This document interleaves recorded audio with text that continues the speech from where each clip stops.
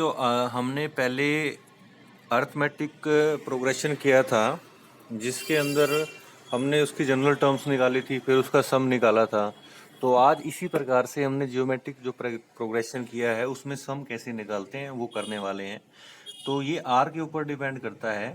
अगर आर आपका less than 1 है, आर इज लेस देन 1 है, तो ये हमने ये वाला फॉर्मूला अप्लाई करना है। S N is equal to में A 1 minus R raise to power N by में 1 minus R. If R is greater than 1 तो हमने ये वाला फॉर्मूला अप्लाई करना है, इसमें आर आगे आ जाएगा। और जहाँ पे कुछ भी ना दे रखा हो तो वहाँ पे भी हम ये मान के चलते हैं कि आर जो है ना वो बड़ा है 1 से। ठीक है, तो इस तरह से है ये। पहला क्वेश्चन देखिए, इसके अंदर क्या है कि फाइंड द सम। ये आपका पहला क्वेश्चन है, एग्जाम्पल है इसका। इसका आपको सम निकालना है अप टू में 10 टर्म तक का। ठीक है, तो इसमें a की वैल्यू तो 1 होगी। r आपका क्या हो जाएगा, हमने यहाँ पे निकाल लिया 1/2 1, और n कितना है 10। तो यहाँ पे आप देख पा रहे हो कि जो r की वैल्यू है वो 1/2 आई है, और also r is equal to less than 1। तो जो r है वो 1 से अब छोटा है, तो हमने यहाँ पे ये वाला फॉर्मूला अप्लाई कर दिया। यहाँ पे a की वैल्यू पुट कर दी, r की वैल्यू पुट कर दी, और n की वैल्यू 10 थी, हमें दे रखी थी। तो सोल्व करने के बाद हमारी वैल्यू आई ये। ठीक है, तो इससे आगे वाले क्वेश्चन देखते हैं अब हम। देखिए ये जैसे सेकंड क्वेश्चन है, सेकंड क्वेश्चन में find the sum of the following series. तो ये इस तरह x और y की फॉर्म में दे रखे हैं, ये है। ठीक है, x इंटू में x plus y, x square plus y square.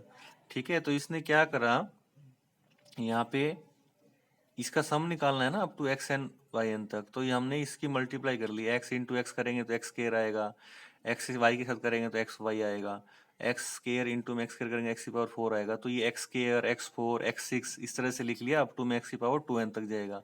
और जो ये बाकी की टर्म बच गई उनको हमने यहाँ लिख लिया।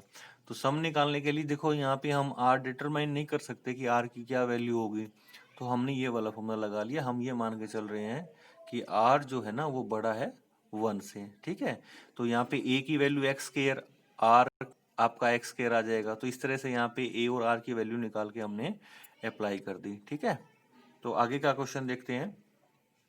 जैसे इस तरह के क्वेश्चन है इसके अंदर, if the sum of n terms of GP is 4+4+√2, ये इसका सम दे रखा है आपको। ठीक है, सम इज गिवन, फाइंड n। तो a आपको पता है यहाँ पे r है 4 है, और r की वैल्यू √2 है। √2 की वैल्यू तो 1 पॉइंट समथिंग होती है, तो ये 1 से बड़ी ही होगी। तो हमने ये वाला फॉर्मूला अप्लाई कर दिया। एस एन की वैल्यू दे ही रखी थी आपके यहाँ पे, तो आपने इसको सिंप्लीफाई करना है। सिंप्लीफाई करके इसको जो सारा काम प्रोसेस किया, तो यहाँ से n की जो वैल्यू आएगी वो 5 आ जाएगी। ठीक है, अब जो आगे जो इससे इम्पोर्टेंट क्वेश्चन है ना वो ये क्वेश्चन है। इसका एक क्वेश्चन मैं आपको करवा देता हूँ इसके अंदर। जैसा कि आप ये देख पा रहे हो, इसका सेकंड पार्ट है। ठीक है, तो इसके अंदर क्या है, 0.6, 0.66, 0.666। ये बहुत ही इंपॉर्टेंट क्वेश्चन है, अक्सर एग्जाम में आते हैं ये। तो आपने क्या करा, पहले 6 कॉमन ले लिया। कॉमन ले लिया तो ये बच जाएगा 0.111। 1 पॉइंट हटाने के लिए 10 लगा दिया, यहाँ पे 100 लगा दिया, यहाँ पे 1000 लगा दिया। फिर क्या करा, 9 से मल्टीप्लाई कर दी। ये प्रोसेस मोस्टली क्वेश्चन में सेम रहती है, इसी तरह से हम करते हैं। तो ये हो गया। अब देखो 9/10 है, 9/10 को क्या ले सकते हैं, 1 माइनस में 1/10। 99/10 है तो क्या ले सकते, 100 है, 1 माइनस में 1/10 का स्केयर। तो इस तरह से हमने लिख लिया। देखो 1 तो हर एक उसमें आ रहा है ना, 1 हर पार्ट में आ रहा है, तो 1 n टाइम हो जाएगा, n टाइम 1 हो गया। माइनस का 1/10 था, माइनस का 1/10 स्केयर था, क्यूब था, तो माइनस कॉमन ले लिया, और इसका हम सम निकाल देंगे। सम निकालने का फॉर्मूला आपको पता ही है, तो ये वैल्यू आ जाएगी। तो बच्चों इस जीपी के अंदर हमने इस प्रकार से क्वेश्चन करने हैं। तो आज के लिए इतना ही, बाकी के जो क्वेश्चन है वो हम नेक्स्ट क्लास में करेंगे।